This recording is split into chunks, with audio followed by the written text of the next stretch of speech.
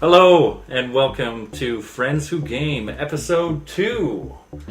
I'm Sheldon, and this is Teo. Actually, I think this should be Episode 4, because last one was 1, 2, and 3. No, this is Episode 2. Yes, today is not going to be as long, because we're going to keep it short and sweet. Today we're talking about our most anticipated games of the year, and we're going with only one for each of us, because Teo is only excited about one game this year. We'll see as the year comes along. Right now, there's only one game. We haven't had as much time to play in the last little while, so there's only one game thinking about. I'm not going to overload myself. Yeah, so he only has to spend $70 for the rest of the year. I'm going to be spending like $500. But anyways, let's talk about your most anticipated game this year. Well, this year I'm looking forward to playing The Witcher 3. It's a game that I think many people have been looking forward to for quite a while. I played the second one and read one of the books, and I really, really enjoyed that game. It still stands head and shoulders above anything else similar to it, minus some kind of little interface problems and pacing, that kind of thing. But overall, a really, really, really good game. Really good mechanics, better than Skyrim or anything like that, as far as the mechanics are concerned, because it doesn't have as much content or as much areas to explore or any of this kind of stuff as Skyrim did, but it was much more engaging in how you felt, and it was much more hardcore of a game. Really, really good voice acting and all that kind of thing, and good lore to kind of base on as opposed to create it off the ground. So, yeah, I'm looking forward to that game, and I'm curious what you think about that one as well. Well, you know me, I started playing. I think that was my phone that vibrated. No, it was yours? Okay, whatever. But, The Witcher 1 I tried to play, and, it was pretty... a lot of people love that game, and I'm sure it's a good game, but some of the combat was a bit flimsy, and I lost interest after like 6 hours of that. I'm assuming most people who were watching this have probably played both the games before, but just in case you aren't aware, the first game was kind of a top-down strategy game that didn't have as much in the way of real-time combat. I mean, it was a little bit, but not overly, whereas the second game was more of a third-person adventure game that had some platforming elements to it, but it was a hardcore game where you'd play and you'd kind of target your character or target your enemy and kind of roll around them while doing parrying and dodging, all this kind of stuff. Well, the first one, like the story and stuff was good, and I wish I would have stuck with it, because then I'd know more about the actual story. And the second game is way better. The combat's better, the combat system and the graphics are amazing in that game. I was enjoying The Witcher 2. I might go back to it. I've got some time now. I beat almost all the games I have except for Dragon Age Inquisition, which I'm scared to play because that's a lot of hours. Yeah, I know a lot of people put a lot of time into that. But from what I played of The Witcher 2, I played about 20 hours, I think. I never finished enjoyed it, right? No. How long did it take you to beat? To be honest with you, I can't remember. I finished it last summer, maybe last spring, something like that, so it was a while ago. But you did put it down. You put it down for a while. Yeah, I came back like a long time after. I think it was probably around 40 or 50 hours I put into that game. Holy shit. Not as bad as Skyrim, though.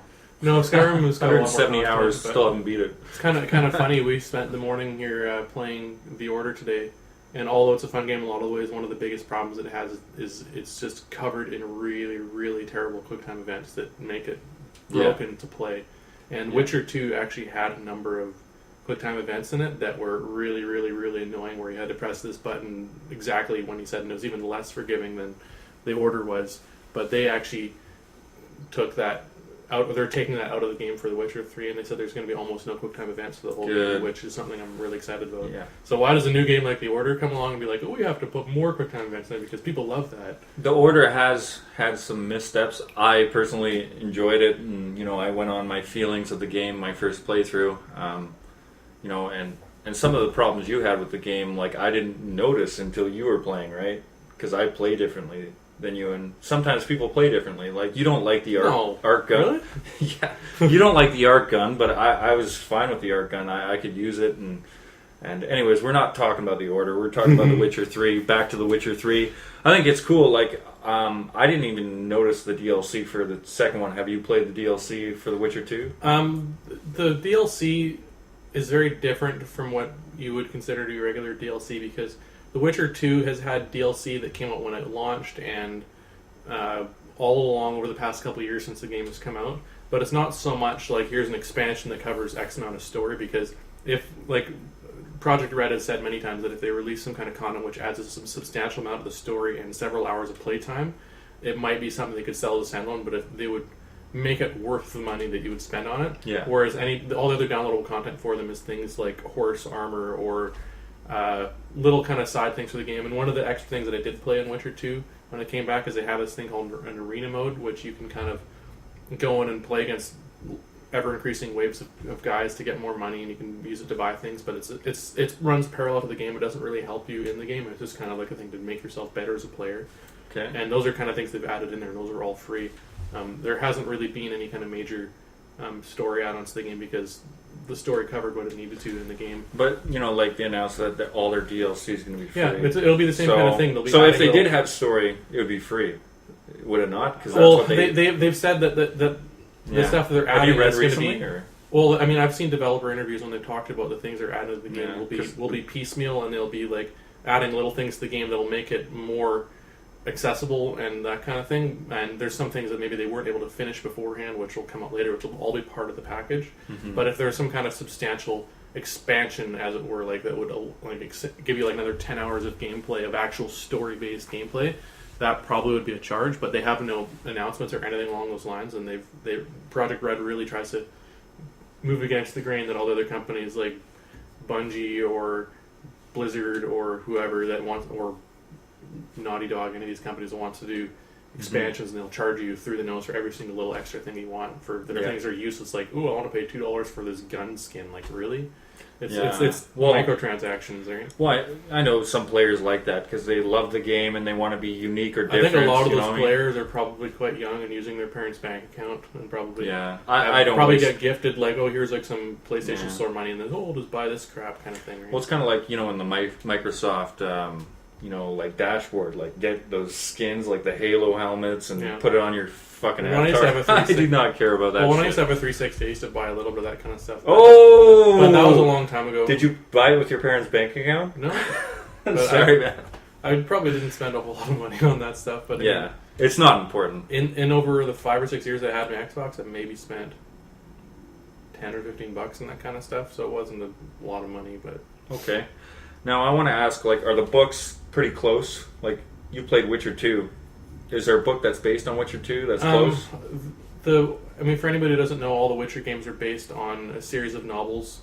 I can't remember the guy's name off the top of my head, but there are, I believe, 5 novels, and they're still kind of coming out right now because they were originally, I think Ukraine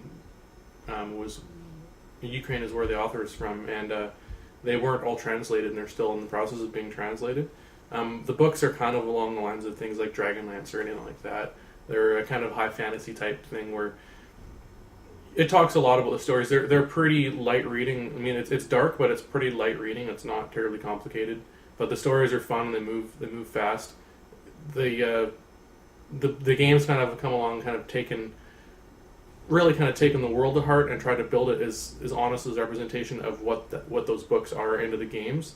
And the overall story is kind of the same as in there, but it's not so much that this game covers this book like a movie would be, that kind of thing. It's pretty kind of just taking the story kind of and the world and the story that's based on, as opposed to directly this book is this game, that kind of thing. Okay. So also there's books that are covering things that aren't in any of the games, kind of thing. So. But it's the same as any kind of book or movie translation that's ever been done before. Okay. Is there anything you want to add on The Witcher 3? Yeah, so you've been listening for this long, and if you're not bored already, we're definitely still really looking forward to this game. It comes out, I believe, May 19th is the date that it's coming out. And it's been bumped forward a couple times because they've been really saying how they wanted to make this game the best it could possibly be. Yeah. I hope that's getting the case. The frame rates up and... Yeah, lots of optimizing, because there's lots of other games that have come out that have been really good and have been in trouble for releasing unfinished games, and they really don't want to be in that category. Like, we're looking at you, Drive Club, kind of that kind of junk, right? Yeah. So, a lot of the AAAs, Assassin's Creed, Far Cry, Battlefield, all these games. Halo Collection, Master Chief Collection. Like everything. So everything was riddled with a whole bunch of shit. So. Yeah, Assassin's Creed is a pretty. That made me really mad. Yeah. We won't go into the details now. But anyway, needless to say, we're looking forward to that game. And with that, I turn it over to my good friend Sheldon here, who wants to talk a little bit about Metal Gear Solid. Oh, you ruined it. I'm supposed to say my game, bro. Okay, MGSV. I don't know what that means, but he'll tell you about it. MGSV, Metal Gear Solid 5. I'm a huge fan of Metal Gear. That is my favorite franchise. He doesn't like it at all. It's too many cutscenes. He can't. Never said I didn't like it. It just was never my series. Okay, I'll lend you my PS3 and you can play through them all. I have enough paperweights, thank you. Oh, man. But Metal Gear Solid is a great... all right, and that wraps up our... Great series. We spent 50 minutes talking about your game, so we can spend at least 5 on mine, okay? I was kidding. I know you were. I know you were. But Metal Gear Solid 5 is going to be awesome. It's now open world. All the other Metal Gears have been linear. As is The Witcher, by the way. I forgot to mention that. Yeah. Well, they're totally different games. But Metal Gear Solid 5, what open world. Open world, that's all I got to say about my game. It's open world. It's going to be finishing off, the story about Big Boss. Like this is another prequel. It takes place after Peace Walker. It's going to be interesting to see if they implement Liquid in a younger Solid Snake. I'm not too pumped that Kiefer is voicing Snake, but I have a feeling that is not Snake. I have a feeling that's someone else because of the scars and stuff on the face. I'm not going to get into it because I could spend like 3 hours talking about this game. We could all spend hours talking about lots of games. Unfortunately, because I've not really jumped into the whole Metal Gear universe, I have no idea what the fuck he's talking about. Yeah, but like, what the fuck is Chicken Hat or Big Boss? Like, well, the chicken hat. You get the chicken hat if you get seen a whole bunch of times, and then they make you wear this hat, and I guess it makes the game easier. It looks really hokey. It's supposed to be the most serious, like real game that could be real, but then you have a chicken hat. Yeah, or you hide inside a PlayStation box. And you can photon. You know in like Dark Knight where you photons into or photon. Is it photon? I didn't play Dark Knight either. No, the movie Dark Knight where he photons and it like does a magnet thing to. Photon? I don't know. Anyways, you attach this fucking air balloon. It goes up to your fucking helicopter, and then they take these sheep back to your mother base in the game. So you can have like a whole fucking base full of these sheep. Really serious is this over your head? No. Really serious game here where part of the side mission is collecting sheep because it will help you save the world. Yeah. Master Spy, Sheep Collector. Yeah, it's you and your sheep. But they announced recently that it's coming out September 2nd. Or is it September? Any way you slice it, this year is going to be really good for video games and hopefully really good for finished video games. Because hey, let me go back to Metal Gear. I'm talking about Metal Gear. Okay. I'm talking about good year for good games and hope. And I can't say that Kojima, who I do happen to know is the creator of Metal Gear, I can't imagine that he would release an unfinished game. So. No. He's taking his time. Like they didn't know when it was going to come out, right? They brought out Ground Zeroes. With any luck, it'll be finished on September something 2037. 2015. So that's they've been doing the realism thing, and the game looks beautiful. No, I didn't know when the game is done doing that. That's when the cutscenes will finish. Is 2037. Even if you don't play the other games, I hope you at least borrow my copy. Because it's current gen and now I have a Sony, I probably will give the fourth one a chance. I can't imagine going back and playing the old ones. Yeah. But that's the same thing for any game. And I have like older PC games that I just don't want to go back and play because I want to play new stuff. And there's so many games that I haven't even finished that I have bought recently. So to go back and start an old one when I haven't finished the new ones yet. It's hard. It's a great series though. If you ever do have time, I own numerous copies, and I've got doubles. Anyways, they got a collector's edition coming out, and it's really cool. You get the arm. And a chicken hat. No. You get an arm, and it comes in this cool Diamond Dog case. You should look it up. And it's only going to be like $109 Canadian. I think it's $99 US. It's a pretty good deal. Because I just want to say something that's completely unrelated to everything we've been talking about. But I don't know if anybody has picked up on our Canadian accents, But the point being that... Sounds southern. Anyway, the point being that don't you know the Canadian dollar has gone down a lot in the past few months, so I'm kind of curious if there will be a price increase on games and hardware in the next little while because the dollar is not what it was this past summer, and traditionally Microsoft and Sony and other companies have been pretty quick to increase the exchange rate. So right now in the States, Xbox One, for example, costs $359 or $349 for one of the bundles without the Kinect. Yeah. And in Canada for the same thing, it's $3.90 or $3.99. $3.99. Yeah. So same with PlayStation. I wouldn't be surprised if they released or increased it by another $20 in a little while. So yeah, the prices that he's saying for you guys in the States would probably be what, like? No, I looked it up. It's like $99 US. US. Yeah. Okay, so it's gonna be $109. Yeah. Maybe they'll charge us $129. Be a bunch of assholes. But anyways, I'm gonna get that game, and price is no object. And I will be putting the frickin' hand right here for our next video in September. No, we'll do some videos for before episode then. 462. We have a lot of things to talk All right, about. so Witcher 3,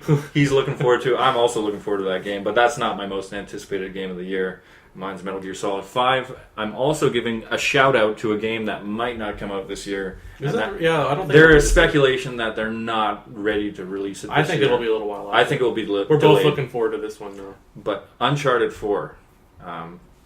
Yeah, I'm looking forward to that. And you have not played the other Uncharted's. I've only played Last of Us. I've never played the Uncharted Yeah, games. The Last of Us kind of brought you into that world. Before Last of Us, you didn't really give a shit.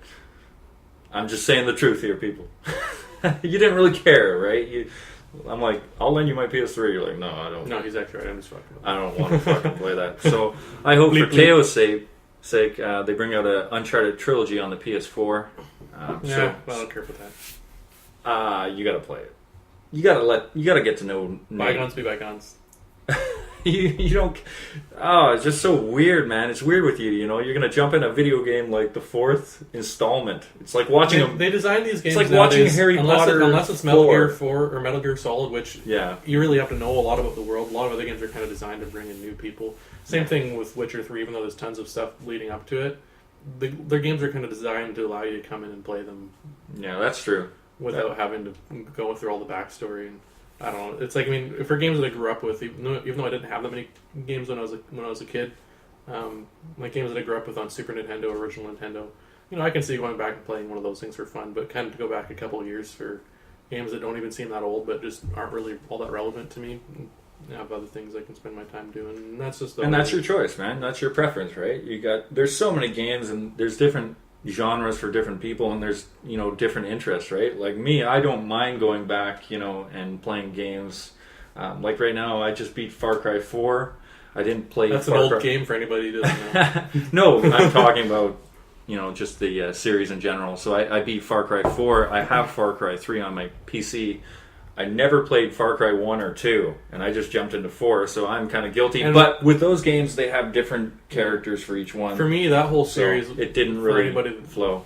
I don't know if anybody else has played all of them, but I've only played Far Cry 1, and that game was amazing, and it was way, way, way, way different than what Far Cry is now. Like, when Far Cry 1 came out, it was...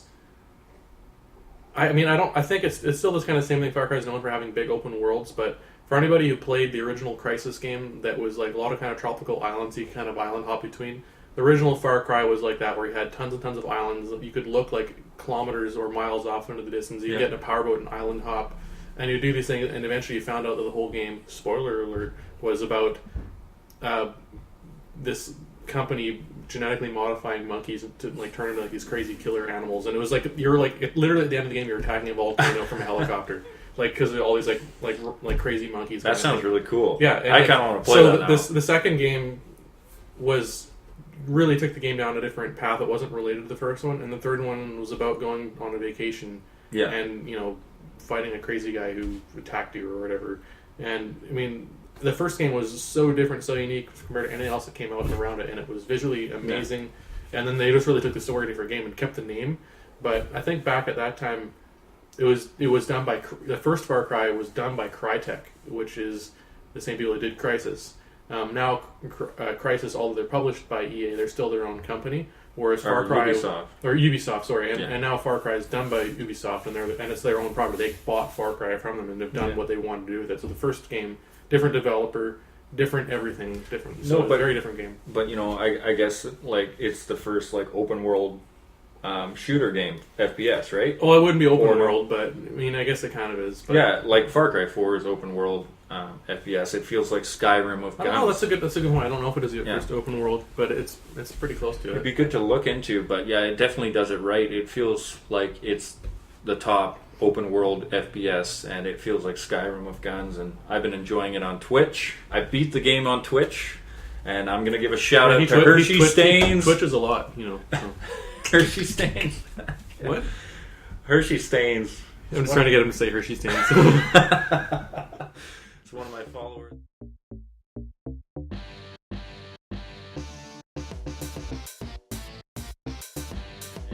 They watch me play games. They watch me fail and try again. You know, it's trial by error.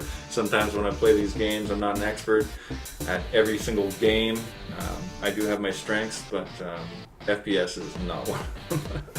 This guy's the FPS guy, but I'm still going to stream and have fun. You can catch me on Twitch. I'm Spider-Manch,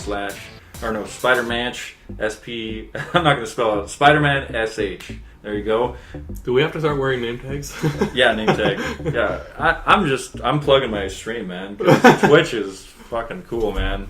I'm hoping I get more people in, and that's why I'm plugging myself, so I can have more people to talk to when I play video games.